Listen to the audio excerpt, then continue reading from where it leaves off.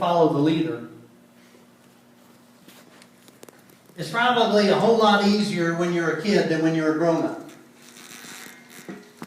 I don't know about you, but it's tough for me to follow the leader. Even when I know the leader is God. Sometimes that can be really, really hard. And I think it goes all the way back, actually it probably goes back to when I was a student in school. Somebody would come up and say, "Hey Rich, what do you want to be when you grow up?" I'm going like, soldier? Fireman? Policeman? A baseball player? Never did play football. Wasn't that good. But baseball I could play. I thought, oh, that would be really cool. I'll do that when I grow up. And then as I got older, I realized that maybe being a policeman probably wasn't the best idea, because I really wasn't that great of a marksman. And so, actually, I never even held a firearm until I was 19 years of age. And that was for one day in basic training, and that was it. I thought, well, I guess if I really didn't enjoy that, I probably better not go into a career field that requires me to carry a weapon. And firefighters. Man, I didn't even like climbing upstairs to the second floor, let alone climbing up a ladder higher and higher. So I thought, well, that's probably not a good thing either. And baseball, well, I got cut from my baseball team in high school.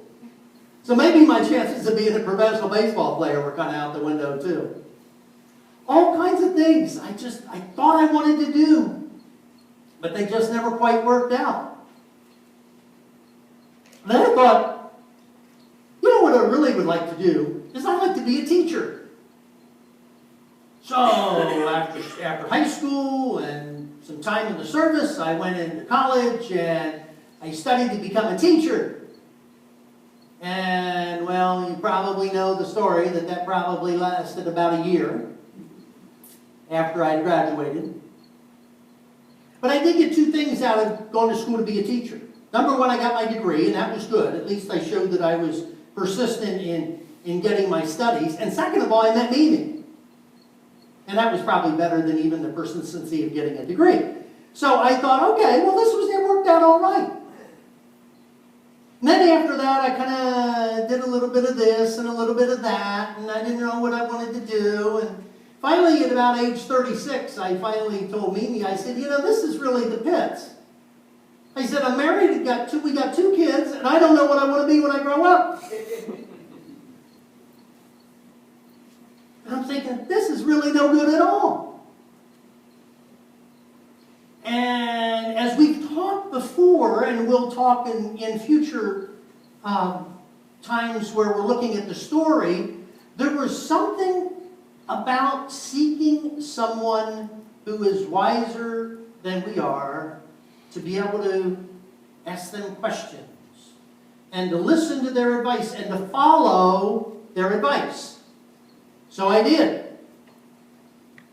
Good news is I didn't have to go very far. I just looked at Mimi across the table and said, I don't know what I want to do. And this is really frustrating. And she looked at me and she said, what do you like doing? I thought, that's a pretty good question. Never really even pondered that as a direction that I wanted to go in life. Well, through some inquiring and through a lot of praying and through some really bizarre turns in the path that I was taking, I ended up being a pastor. And I found where God finally wanted to take me. And it was a long time getting there, it seemed like, but yet God continued to be faithful. And God was saying, you know what? I've got a plan for you. Like the Jeremiah passage. Plans to prosper you, plans to give you hope and give you a future. Not to discourage, not to frustrate you, but to encourage you. Well, in the book The Story, Randy Frazee talks about that there is an upper story and a lower story. The upper story is God's plan and God's direction. The lower story is how our individual stories and our stories as a family and congregation and everything kind of fit into the upper story. Well, we're going to look at somebody whose lower story kind of was all goofed up. But how it fit in and how God brought the lower story to a point where it could be a crucial part of His plan. We're going to take a look at the character Joseph. Now, Joseph had kind of a, Joseph, in some regard, gets a bad rap. Because I don't want to say he's a big mouth. I don't want to say he was a conceited teenager. Even though a lot of people probably would say, man, I'll tell you what, if he just would have shut his mouth, he wouldn't have gotten in all the trouble that he did. But maybe God was even using his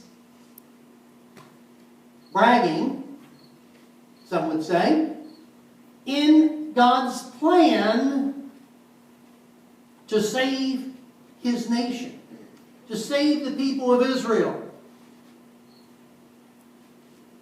There's 4 parts. I think we had 4 parts, didn't we, Acacia? Thank you. Good. I have to ask the person who put my PowerPoint together how many points I had in my sermon. That's pretty crazy. There's the first one. Joseph is enslaved. Joseph, you know the story. Joseph was the favorite of his father. Joseph had received this beautiful coat of many colors. And Joseph